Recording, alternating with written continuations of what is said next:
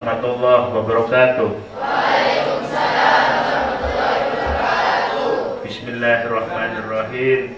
Bismillah wala haula wala quwata illa billah. Allahumma sholli ala sayyidina Muhammad wa ala ali sayyidina Muhammad. Rabbis shrahli sadri wa yassirli amri wahlul 'uqdatam min lisani yafqahu qawli. Amma ba'du. Segala puja dan puji syukur senantiasa harus kita panjatkan kehadirat Allah Subhanahu wa taala, karena puncak kecintaan seorang hamba kepada Rabb-nya itu hamba tersebut senantiasa mengucapkan syukur kepada Allah Subhanahu wa taala. Senantiasa bersyukur, senantiasa berhusnudzon kepada Allah. Apapun kondisi yang sedang dihadapi oleh hamba tersebut. Hari ini adik-adik sekalian, apakah semuanya gembira? Tidak mungkin, pasti ada yang lagi sedih. Ada? Minimal ngantuk. Ya, betul. Harus jujur. Semuanya semangat? Ya. Semuanya ngantuk? Ya. Itulah kehidupan. Tidak mungkin kemudian semuanya pasti akan seragam. Pasti akan muncul perbedaan di antara satu sama lain. Sholawat serta salam senantiasa kita haturkan kepada junjungan kita Nabi besar Muhammad SAW. Semoga kita semua senantiasa menjadi pengikutnya sampai akhir zaman dan mendapatkan syafaat dari beliau kelak di akhir zaman. Kembali ke persoalan yang pertama tadi, saya katakan bahwa kemudian kondisi yang sedang kita hadapi, kondisi apapun, tidak mungkin orang itu kondisinya akan selalu senang dan bahagia. Apapun itu. Kadang orang nggak punya uang itu pusing apa enggak? Jangankan nggak punya uang, yang punya uang banyak pun sekarang pusing. Selalu kemudian muncul masalah, selalu kemudian muncul persoalan yang dihadapi. Bahwa itu sunnatullah, tidak mungkin manusia hidup itu tidak punya masalah. Saya ingin cerita sedikit kepada adik-adik sekalian. Ada sebuah daerah yang dikuasai oleh sebuah kerajaan. Kerajaan dipimpin oleh siapa? Raja. Jangan sampai dipimpin oleh Pak RT nanti. Pada suatu hari, sang raja itu memerintahkan kepada seluruh masyarakatnya di sana. Anggaplah kemudian kerajaan A atau B begini. Sang raja memerintahkan kepada seluruh rakyatnya pada hari yang ini bisa bahasa Indonesia semua. Bisa. Kalau tidak bisa tak ganti bahasa Inggris mudah. Tidak. Bahasa Indonesia aja ya. Inggris Timur. Ya, saya ulangi sekali lagi. Ada seorang raja yang memerintahkan kepada seluruh masyarakatnya pada hari yang sudah ditentukan, seluruh masyarakat itu diwajibkan oleh raja untuk membawa semangkok madu dari rumahnya, yang seluruh masyarakat harus mengantarkan madu tersebut kepada alun-alun kerajaan, yang di alun-alun itu sudah disediakan wadah besar untuk kemudian menuangkan masing-masing madunya ke sana. Pada saat itu, seluruh masyarakat berbondong-bondong menuju alun-alun kerajaan untuk menuangkan madu. Ada satu masyarakat di sana yang mungkin mudah-mudahan bukan alumni SMK 3, itu berpikir agak nakal. Kalau semua orang nyetor madu, kalau saya tidak setor, kira-kira tahu tidak raja itu? Kira-kira tahu apa enggak? Tidak tahu. Maka dia pura-pura membawa mangkok yang sebenarnya kosong mangkok itu. Dia berjalan ikut antrian, persis seperti adik-adik yang kadang-kadang mengerjakan PR atau enggak, begitulah. Ketika dia nyampe di sana, dia pura-pura menuangkan mangkok itu yang sebenarnya kosong isinya. Sampai kemudian sudah ditutup tempat itu, kemudian dibukalah oleh petugas kerajaan. Ternyata tong itu satu tetes pun tidak ada madu. Ternyata kenapa? Ternyata seluruh masyarakat punya pikiran yang sama. Dia mau menipu, tapi ternyata semuanya mau menipu gitu. Dia berpikir bahwa apa sih artinya semangkok madu saya dibanding mangkok ribuan masyarakat yang lain. Yang jadi masalah ternyata ketika semua orang punya mental yang sama. Makanya saya ingin kemudian memberikan motivasi kepada adik semua bahwa kita ini harus merasa eksis dalam kehidupan. Tidak boleh kemudian, oh itu bukan tanggung jawab saya, oh itu bukan urusan saya. Sekarang sudah mulai harus diubah mindsetnya. Kalau kita melihat ketidakbenaran, kalau kita melihat kemaksiatan, itu menjadi tanggung jawab siapa? Bukan cuma tanggung jawab polisi, tapi kita juga punya tanggung jawab. Kalau melihat teman lagi tidak bisa makan, melihat teman tidak bisa bayar SPP, itu menjadi tanggung jawab kita semua. Maka sekecil apapun, hidup itu harus punya peran, harus punya arti. Tidak mungkin, tidak boleh hidup itu hanya berpikir tentang dirinya sendiri. Makanya ketika terjadi dialog antara Nabi Musa dengan Allah Subhanahu wa taala, Nabi Musa mengatakan kepada Allah, "Ya Rabbi, ibadahku yang mana yang paling engkau cintai? Sholatkah, puasakah, hajikah, atau sedekah?" Allah spontan menjawab pertanyaan itu, yang paling aku senangi dan paling aku sukai ibadah dari hambaku adalah apa? Sedekah. Kalau sholat itu dampaknya buat siapa? Diri kita sendiri. Untuk apa tujuan sholat? Untuk apa? Mencegah? Mencegah apa? Masa tujuan sholat? Inna sholata tanha.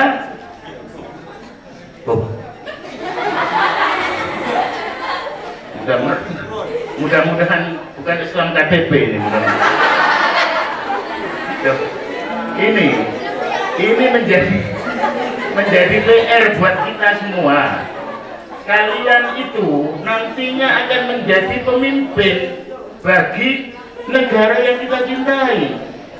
Pemimpin itu syaratnya satu, punya modal, punya dasar, yaitu apa? Akidah. Kalau nggak punya itu berat, karena tantangan ke depan semakin berat.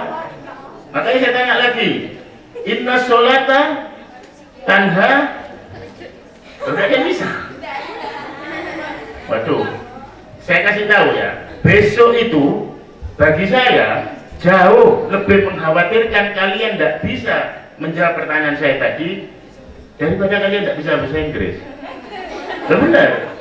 Besok itu tidak mungkin ada pertanyaan di dalam kubur itu Anda bisa bahasa Inggris apa enggak? Tidak ada. Tidak mungkin tanya itu mungkar nakir. Anda bisa IT atau komputer apa enggak? Kira-kira ditanyakan gitu apa enggak? Tidak ada. Tapi Anda akan ditanyakan. Loh, tidak penting. Betul. Loh, iya, itu kan dunia. Ada satu fundamental yang sangat penting. Loh. Pilihannya jangan ekstrim begitu.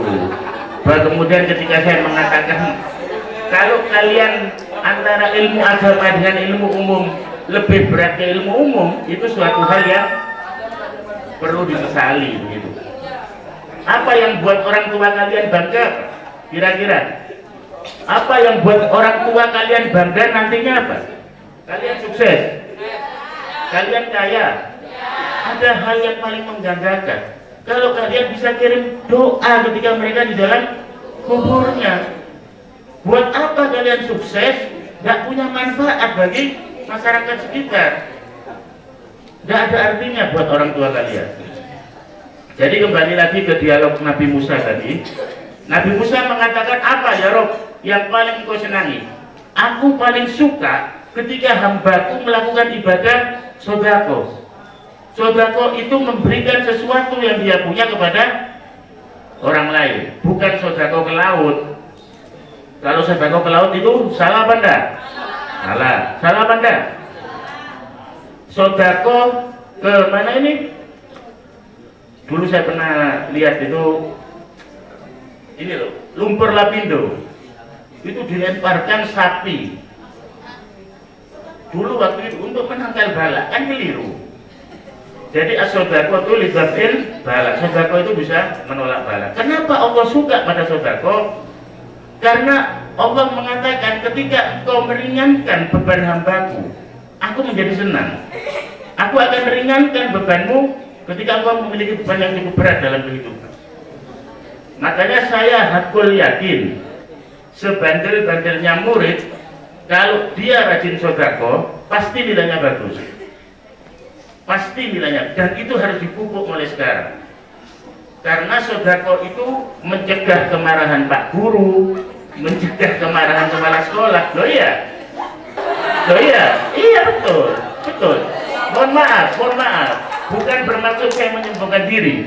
Saya lulusan Universitas Brawijaya dan lulus karena apa? Bukan karena saya pintar, ya karena tadi itu sodaqah itu penting, termasuk buat guru-guru yang ingin karirnya lempeng harus sering sodaqah. Hampir semua, mohon maaf, saya membedakan antara pejabat yang kemudian rawan untuk ditangkap KPK atau yang lain, tergantung seberapa besar dia sodaqah. Nah, iya betul. Sampai saya pernah ngomong, ini mohon maaf, salah satu kemudian bahkan dalam keterangan hadis dikatakan seandainya sodaqah itu dilakukan seorang ahli maksiat sekalipun, itu tetap kemudian menolak kemurkaan Allah. Makanya kalau teman-teman ini mohon maaf punya kesalahan, punya sesuatu yang kemudian tidak benar, segera iringi dengan sodaqah sekecil apapun. Lah, sekarang pertanyaannya, sodaqah yang paling bagus itu ke siapa?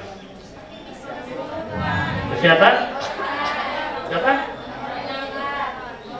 Ya, siapa yang butuhkan?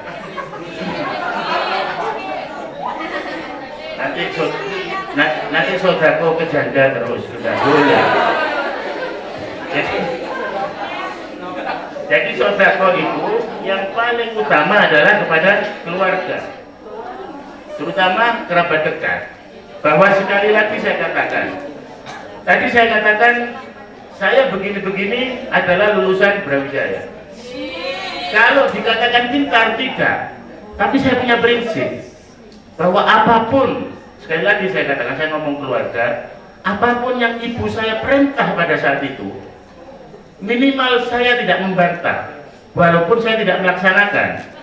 Oh iya betul. Ya, ini masukan buat. Jadi orang tua itu paling sakit hati kalau dibantah. Tapi kalau diiyakan, walaupun tidak dilakoni, tidak lorong hati. Lah, hati-hati dengan sakit hatinya orang tua. Sekali lagi, hati-hati dengan sakit hatinya orang tua.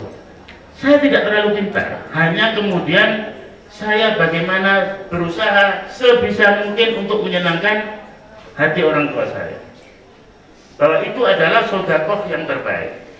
Sekali lagi saya katakan, kalau teman-teman ingin sukses dunia akhirat, maka salah satu kuncinya ibu kalian. Maka paksa setiap hari kalian, bersyukurlah kalian kalau orang tua kalian masih ada. Paksa setiap hari untuk mencium tangannya, mumpung kalian masih belum berumah tangga.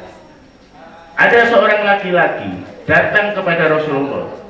Dia mengadukan kelakuan ayahnya. Ya Rasulullah, ayahku ini sering mengambil hartaku. Dia mengadukan perbuatan ayahnya, sering nyuri hartaku.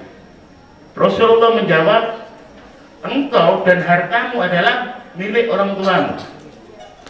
Kalau hartanya anak, itu menjadi hartanya orang tua. Makanya kadang saya heran, terutama ujian seorang anak itu ketika nanti kalian sudah berumah tangga.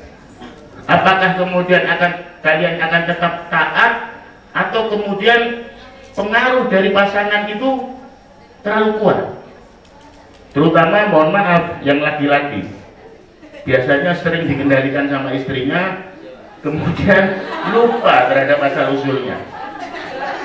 Kadang dia lebih suka mengunjungi mertuanya daripada mengunjungi ayah ibunya, dan itu terjadi.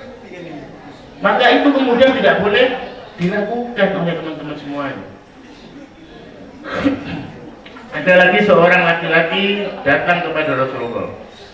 Ya Rasulullah, siapa yang kemudian harus aku taati? Ini hadis cukup terkenal. Siapa jawab Rasulullah? Ibu sampai berapa kali? 3. Bukan 300. 3 kali. Ya ini pintar sudah berarti. 3 kali. Cocok sudah jadi ustazah. Ya, sampai 3 kali untuk menunjukkan kemudian keutamaan seorang ibu. Ibumu, ibumu, ibumu.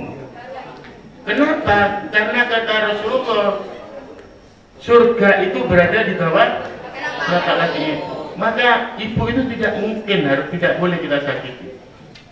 Ada satu cerita, bukan hadis ini ya, bukan hadis, mungkin teman-teman nanti mungkin bisa cari di internet, mudah-mudahan saya tidak salah. Ada seorang dokter yang menceritakan tentang pengalamannya. Jadi dokter ini seorang dokter terkenal di Saudi Arabia. Suatu hari dia kedatangan seorang pasien, seorang laki-laki sama seorang perempuan tua. Ketika dia masuk, si dokter ini melihat perempuan tua yang bersama anak muda itu teriak-teriak, kemudian joget-joget di tempat praktek dokter sambil kemudian hijabnya tersingkap. Intinya kemudian melakukan sesuatu yang tidak wajar. Dia nanya sama anak muda ini, siapa perempuan ini yang kau bawa? Ini ibuku. Kenapa? Dia sudah gila sejak dia lahir. Bayangkan, dia sudah gila sejak dia lahir. Kemudian dokter bertanya lagi, kok bisa dia gila melahirkan kamu? Kakek saya dulu ketika mengetahui ibu saya gila sejak kecil, dia cepat-cepat menikahkan ibu saya dengan seorang laki-laki yang ternyata setelah menikah langsung ditinggal dan dicerai. Kemudian dia melahirkan saya. Ditanya lagi kemudian, pada saat kemudian dia bertanya dokternya, si ibu tiba-tiba marah dan meminta dibelikan kentang, mungkin kentang goreng atau apa begitu. Kemudian si anak ini langsung pergi untuk membelikan yang diminta ibunya. Nyampe di sana sama ibunya dimakan, kemudian bekas makanan itu dilempar ludahnya ke anak, dan anaknya tetap diam.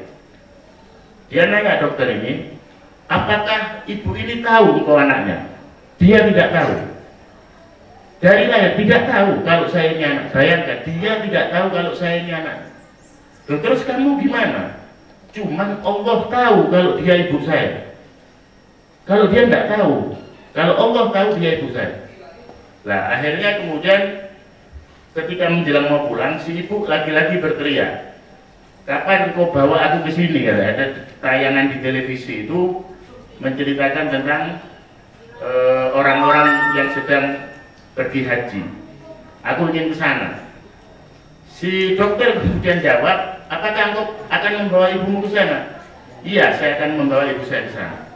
Loh, ibumu dengan kondisi begini? Iya, dengan kondisi apapun saya akan bawa ibu saya ke sana. Kemudian dia pulang dan dokter itu merenung bahwa kemudian terkadang kita ini masih belum ada apa-apanya ngomong berbakti kepada orang tua. Terakhir yang ingin saya sampaikan supaya teman-teman juga tidak bosan lihat wajah saya nanti.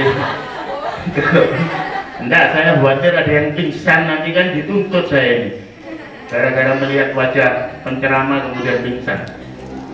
Ya nanti mungkin kita bisa diskusi. Terakhir saya katakan, ini kan semuanya muslim dan muslimah. Sekali lagi kalian harus kuat, kemudian memiliki dasar akidah yang kuat, bahwa jangan lagi kita umat Islam itu tercerai-berai hanya gara-gara urusan apa? Urusan tanggal 1 Ramadan. Ya kemarin kan tidak sama ya, ya kan? Ada yang memakai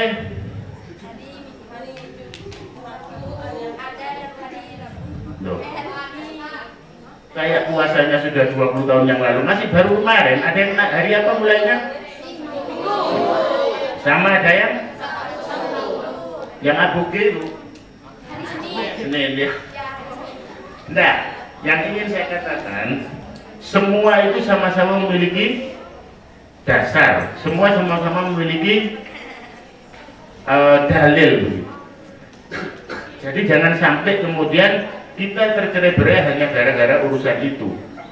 Kalau kemudian katanya Ki Haji Muzadi, dulu umat Islam itu berdebatnya masalah sholat subuh pakai kunut atau tidak pakai kunut. Tapi semakin kesini perdebatan itu sudah tidak ada. Karena apa? Sudah jarang yang sholat subuh. Jadi tidak sempat berdebat lagi karena tidak ngelakoni sholat subuh. Jadi yang ingin saya katakan, besok nanti di akhirat itu kalian tidak akan ditanya 5 tambah 5 berapa? Berapa 5 tambah 5? 10. Tapi kalian akan ditanya 10 itu untuk hasilkan dari mana saja? Berapa? Loh, 10 itu loh dihasilkan dari mana saja? Berapa? Yang lain, ada jawaban yang lain? Yang lain? Ya, artinya ingin saya sampaikan bahwa kemudian jawaban intinya kan 10 yang saya tanyakan. Tapi cara menuju 10 itu bisa berbeda-beda. Jadi tidak perlu kemudian kita gontok-gontokan terkait masalah cara untuk menuju kebenaran. Iya kan? Saya tanyakan sekali lagi, ini apa? Kalau ada yang ngomong ini besi, boleh tidak? Boleh. Karena apa? Ya tergantung perspektif kemudian. Yang penting kemudian benda ini yang harus kita punyai itu adalah yakin terhadap apa yang kita yakini kebenarannya. Yang tidak boleh itu mempersalahkan kebenaran yang diyakini oleh orang lain. Makanya kemudian kita sebagai generasi muda Islam, saya juga ikut muda kumpul dengan kalian ya, bahwa musuh kita terbesar itu adalah radikalisme, ekstremisme, intoleransi. Jadi merasa benar sendiri itu adalah musuh terbesar manusia. Yang tadi di awal saya sudah katakan, tidak mungkin orang ini hidup tanpa membutuhkan orang lain. Apalagi kemudian sedikit-sedikit ketika tidak sama, berbeda, marah. Semua harus seragam, semua harus sesuai dengan keinginannya. Padahal kemudian tidak seperti itu. Nanti kalau misalkan tidak menumbuhkan jenggot, dianggap kurang islami. Nanti kemudian kalau tidak pakai cadar, dianggap bukan mencerminkan perempuan Islam. Kalau menurut saya, yang pakai cadar silahkan, yang tidak pakai cadar silahkan. Yang penting sama-sama bisa dipertanggungjawabkan. Dan yang terpenting, kita ke depan ini harus menjadi pribadi-pribadi yang memiliki akhlakul karimah. Karena akhlak itu di akhir-akhir ini menjadi sesuatu yang sangat langka. Hampir semua orang, saya misalkan punya keponakan, punya adik dan lain sebagainya, pintar secara intelijensi pintar dan kemudian sanggup mengikuti perkembangan zaman. Hanya adik-adik sekarang ini kurang punya rasa akhlakul karimah, dan itu harus dipupuk sejak dini. Nanti yang teman-teman putri akan coba kemudian merangkai rumah tangga dan menjadi calon ibu. Saya ingatkan sekali lagi, tugas utama seorang wanita itu adalah menjadi ibu yang terbaik bagi anak-anaknya. Karena apa? Karena ibu itu adalah madrasah pertama, bukan SD, bukan SMP, bukan. Madrasatul ula itu adalah ibu. Karena anak itu akan meniru apa yang kemudian ibu mereka lakukan. Mungkin itu aja dari saya. Harapan dan doa saya semoga kedepannya adik-adik diberikan kemudahan dan kelancaran dalam mencapai cita-citanya. Jadi sekali lagi saya tegaskan, kalau adik-adik masih punya orang tua, segerakan muliakan mulai sekarang. Kurang lebihnya saya mohon maaf. Billahi taufiq wal hidayah. Wassalamualaikum warahmatullahi wabarakatuh.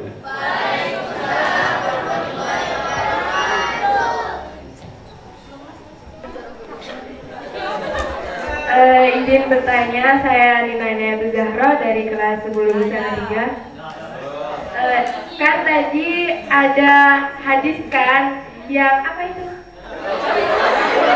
Yang inna sholati. Bukan. Itu apa? Kok tidak diteruskan?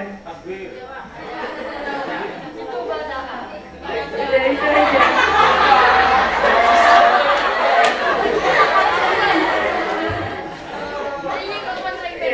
Ya, terima kasih. Jadi terima kasih atas apresiasinya. Karena memang kalau forum seperti ini harus ada yang bertanya, harus. Karena saya tidak berbicara dengan tembok begitu. Kalau tembok itu kan nggak bisa mendengar. Kalau teman-teman ini kan makhluk hidup yang punya indera, sehingga harus merespon semua hal yang kemudian ada. Jadi saya tambahin sekali lagi, tidak harus bertanya. Tapi kalau teman-teman atau adik-adik punya pendapat yang sama atau mungkin berbeda dengan saya, monggo disampaikan. Mungkin maksudnya Zahro tadi itu ayat innas sholata tanha anil fahsai wal munkar. Sesungguhnya sholat itu bisa mencegah dari perbuatan keji dan mungkar. Maka seorang manusia kalau masih berbuat keji dan mungkar, berarti sholatnya kurang beres, kurang benar. Karena itu janji Quran.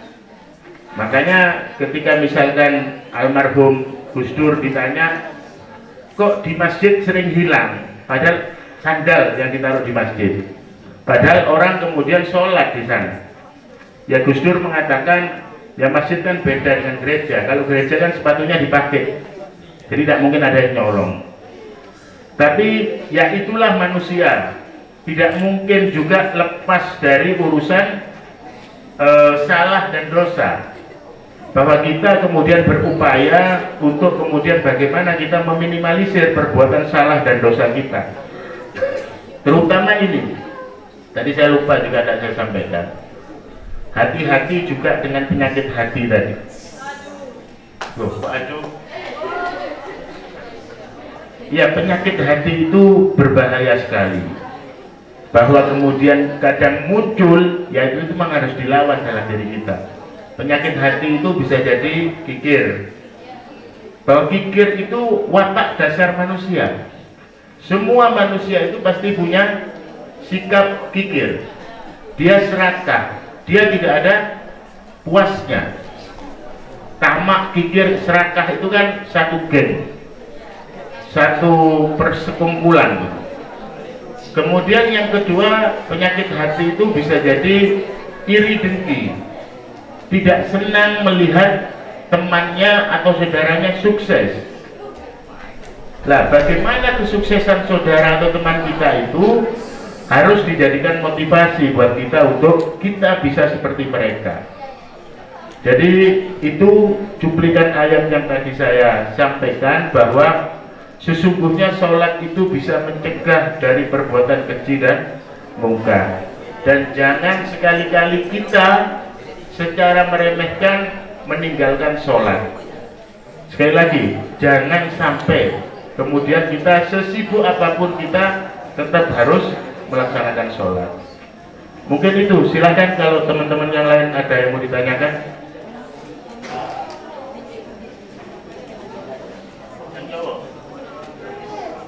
Silakan Mas, kalau ada yang mau ditanyakan. Assalamualaikum warahmatullahi wabarakatuh. Waalaikumsalam. Perkenalkan, nama saya Laili Ketika Sari. Pertanyaan saya, di dunia ini yang selalu disebut ibu, ibu dan ibu. Kita sebagai anak, misalnya ada perceraian di antara dua orang tua, kita tinggal sama ibu. Kita selalu mengabdi kepada ibu, selalu sholat, selalu belajar dengan sukses untuk membahagiakan kedua orang tua.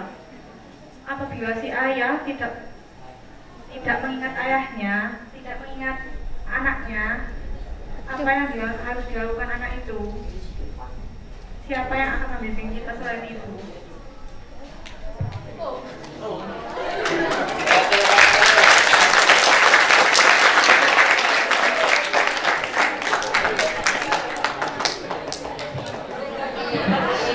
Ya, terima kasih.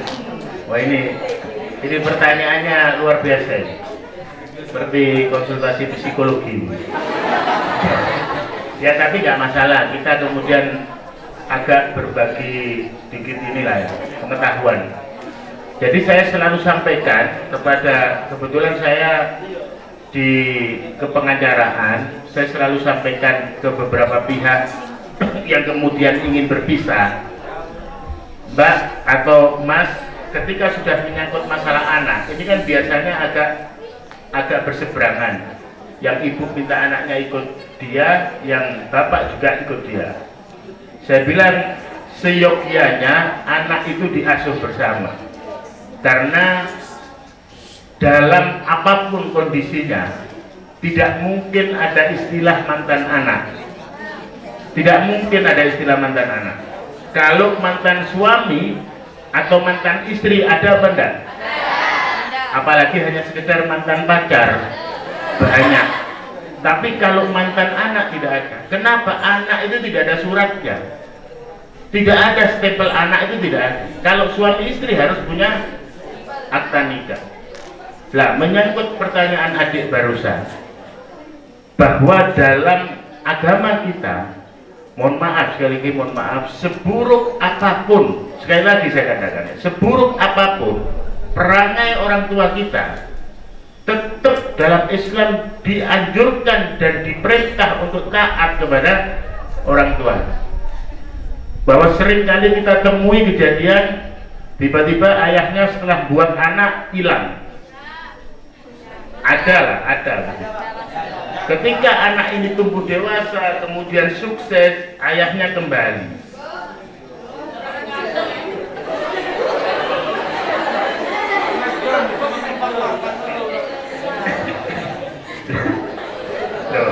Nah, ini yang saya katakan, untung kalian ikut kajian pagi ini.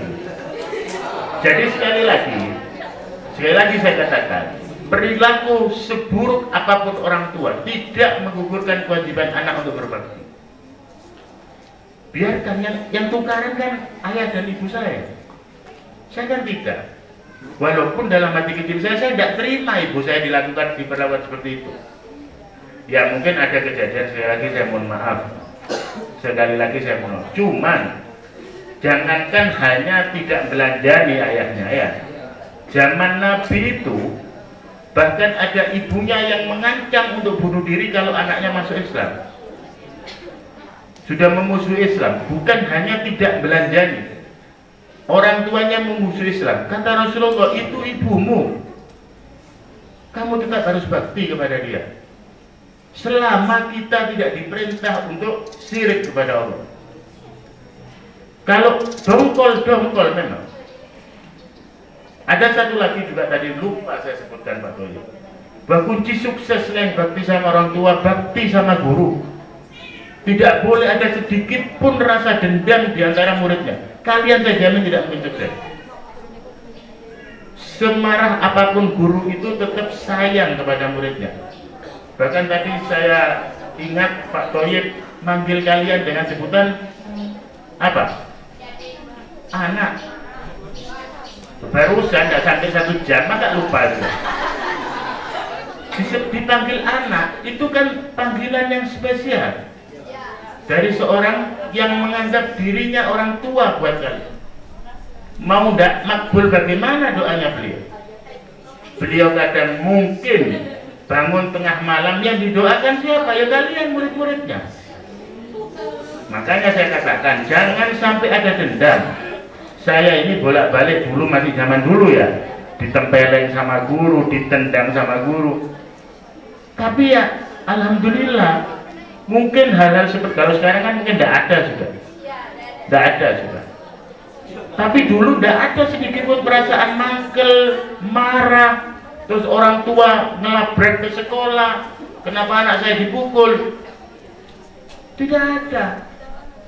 Nah makanya kemudian alhamdulillah, mungkin sekali lagi saya katakan saya tidak terlalu pintar, cuman saya menjaga betul adab-adab seperti itu. Tidak mesti harus pintar untuk menjadi pemenang dalam hidup itu. Sekali lagi saya katakan tidak harus pintar. Artinya beberapa teman yang secara akademis itu tidak istimewa, kalian harus mengambil space yang lain. Jadi mungkin itu deh saya katakan bahwa apa ya, huda itu, petunjuk itu kan tidak harus hanya lewat ayahmu, tapi bisa jadi dari gurumu, bisa jadi nanti dari pasangan hidupmu, bisa jadi dari sumber-sumber yang kita tidak tahu. Cuman sekali lagi saya katakan, bakti itu tanpa syarat. Bakti seorang anak kepada guru dan orang tuanya. Mungkin kalau ada yang lain silakan, karena jam maghribnya juga masih lama. Silakan.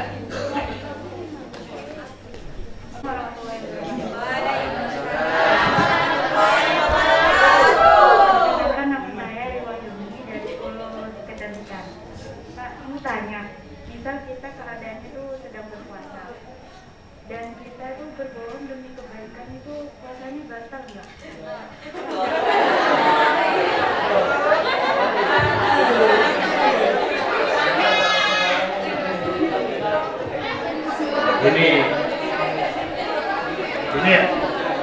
Ini yang bisik-bisik kayaknya banyak melakukan ya. Artinya titipan banyak orang ini ya. Ini kecantikan barusan. Kecantikan, tapi pertanyaannya kayak lulusan pondok pesantren.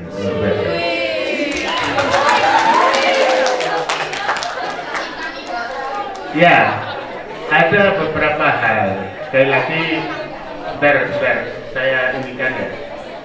Kalau masalah diterima atau tidak diterima, itu bukan urusan kita, bukan urusan manusia. Tapi yang menentukan siapa? Allah. Jadi saya sulit menjawabnya diterima atau tidak diterima. Cuman kalau kemudian berbohong itu membatalkan puasa atau tidak, tidak. Karena hal-hal yang membatalkan puasa itu kan apa? Makan dan minum secara sengaja. Kalau tidak sengaja tidak apa-apa. Tidak apa-apa kalau tidak sengaja. Saya lupa kalau saya puasa, maka saya minum es degan misalkan. Setelah habis 1 gelas baru ingat kalau puasa.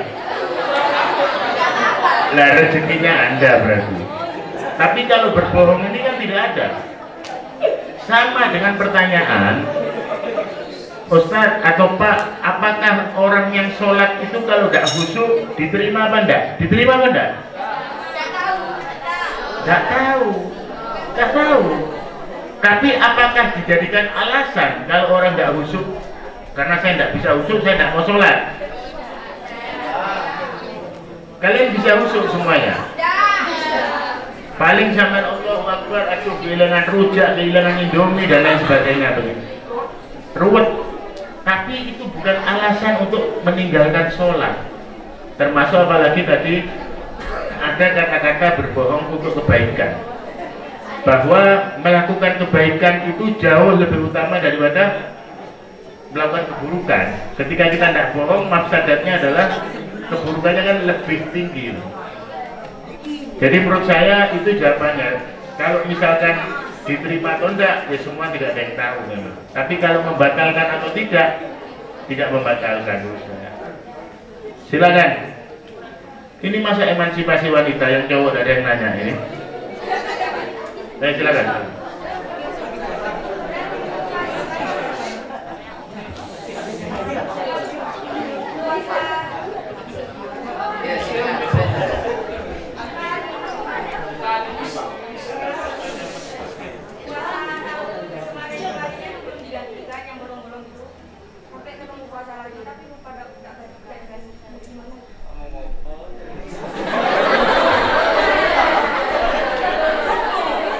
Ya, pertanyaannya lupa apa pura-pura lupa?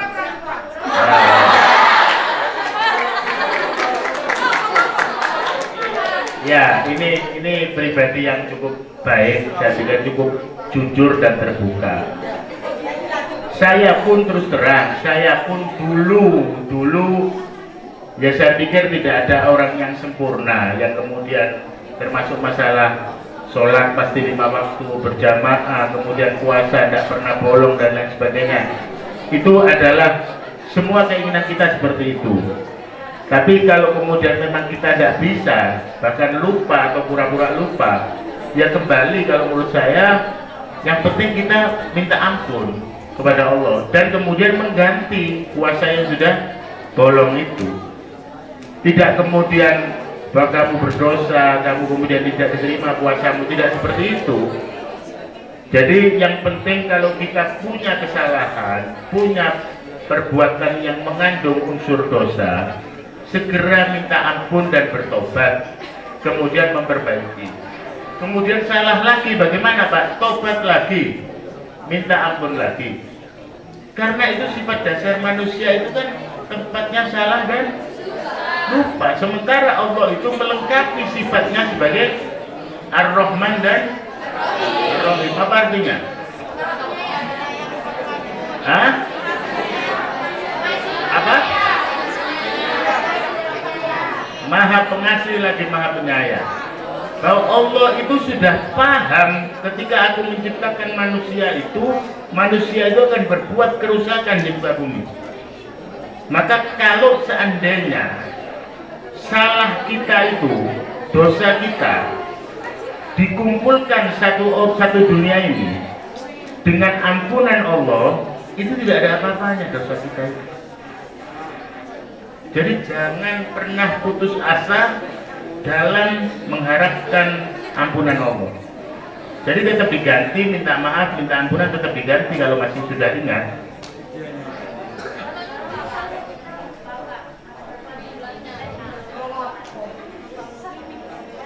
Masa sampai lupa? Kan ini urusan perempuan kan? Masa sampai lupa? Berapa kali tidak puasa? Waduh. Ya gini aja sudah, menurut saya kalau memang lupa ya adik-adik tambahi saja, misalkan antara 3 dengan 4, yang milih yang banyak saja. Nah artinya kan yang lupa itu tidak mungkin sampai selisih 10 sampai 15 hari kan, bukan lupa itu semaput. Nah paling lupanya kan selisih sehari 2 hari kan, pilih yang paling banyak saja sudah. Gitu. Jadi agama ini tidak usah diperbuat, semuanya insya Allah mudah, dan jangan sampai berlebih-lebihan dalam urusan agama. Tadi yang saya katakan beberapa contoh yang harus seperti ini, nggak usah seperti itu. Yang penting kalian semua punya hati yang bersih, punya tidak pernah kemudian mendolimi orang, dan menjalankan 5 rukun Islam itu sudah cukup bagi. Apa 5 rukun Islam? Apa?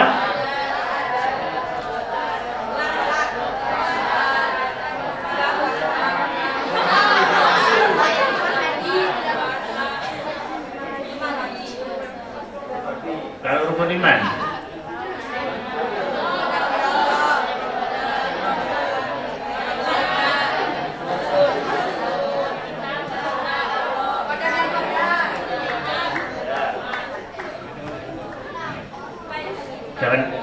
Jangan ngomong percaya kepada televisi, sirik nanti. Jadi hal-hal yang seperti itu harus kita tanamkan dalam hati kita terkait kemudian akidah tadi itu. Mungkin silakan kalau ada yang lain. Ini sampai Isa maksudnya. Ini nggak apa-apa ya.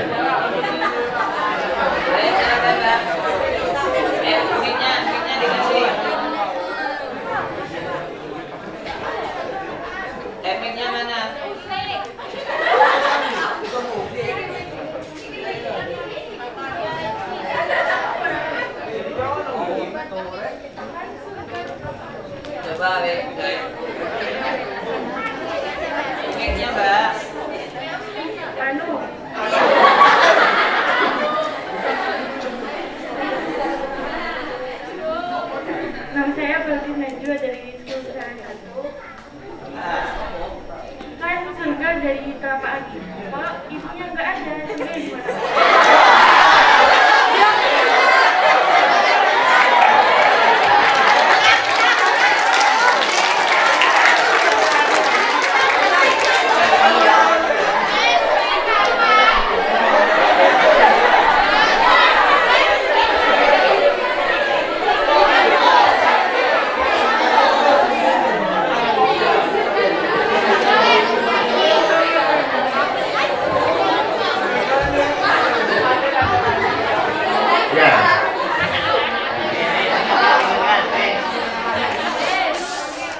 Alhamdulillah, ternyata siswi SMK 3 ini kritis, Pak. Kritis, pola pikirnya luar biasa. Mudah-mudahan tidak rantas ini. Tapi itu sama dengan pengajian. Pernah ada pertanyaan begini, Lombok itu kan warnanya hijau. Ketika sudah tua kok merah, kemana hijaunya? Kan bingung Ustaznya saya. Ya sama dengan kemudian hadis yang mengatakan surga itu di bawah telapak kaki ibu, tidak kemudian kakinya ibunya disentuh lobi, kemudian dilihat surganya itu ada di sana. Ya pasti nggak ada begitu. Kalau kemudian yang dimaksud surga di bawah telapak kaki ibu itu bahwa kemudian kalau kamu ingin masuk surga, ya kepalamu itu harus kemudian di bawah kaki ibumu, tidak kemudian mentang-mentang kemudian melawan. Kunci surgamu di sana. Makanya beberapa sahabat Nabi itu ketika orang tuanya meninggal, dia menangis dan mengatakan salah satu pintu untuk menuju surga itu sudah tidak ada. Makanya bersyukurlah kalian yang orang tuanya masih hidup. Sekali lagi bersyukurlah kalian, muliakan mereka. Jadi saya hakul yakin institusi pendidikan itu, sekali lagi institusi pendidikan baik SMK 3 maupun yang lain, itu sangat mengharapkan mencetak pribadi-pribadi yang berbakti kepada orang tuanya. Kalau itu sudah dilakukan, maka institusi pendidikan itu berhasil. Nah kalau tadi nyambung dengan pertanyaan itu, ya mungkin surganya ditelan mendung mungkin ya, habis ya mungkin ya. Tapi pemanaannya tidak seleterlah itu. Bahwa kemudian kalau itu surga di bawah telapak kaki ibu, berarti terus dibedah kakinya surganya kelihatan, tidak seperti itu. Cuman ada beberapa ritual atau kebiasaan mungkin. Beberapa orang itu kan sering kadang-kadang membasuh kaki ibunya, kemudian diminum atau dibuat raup, dibuat cuci muka. Nah itu mungkin mengadopsi bahwa seolah-olah memvisualisasikan saya ini meraupi surga lewat ibu saya. Mungkin seperti itu gambarannya ya. Silakan kalau mungkin ada yang lain.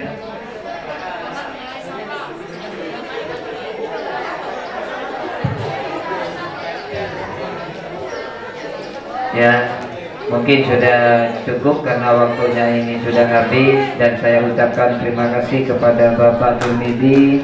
Semoga ilmu yang disampaikan oleh beliau bisa bermanfaat dan barokah bagi kita semua, khususnya kepada siswa dan siswi SMK Negeri 3 Probolinggo. Mungkin cuma itu. Sekian, assalamualaikum warahmatullahi wabarakatuh.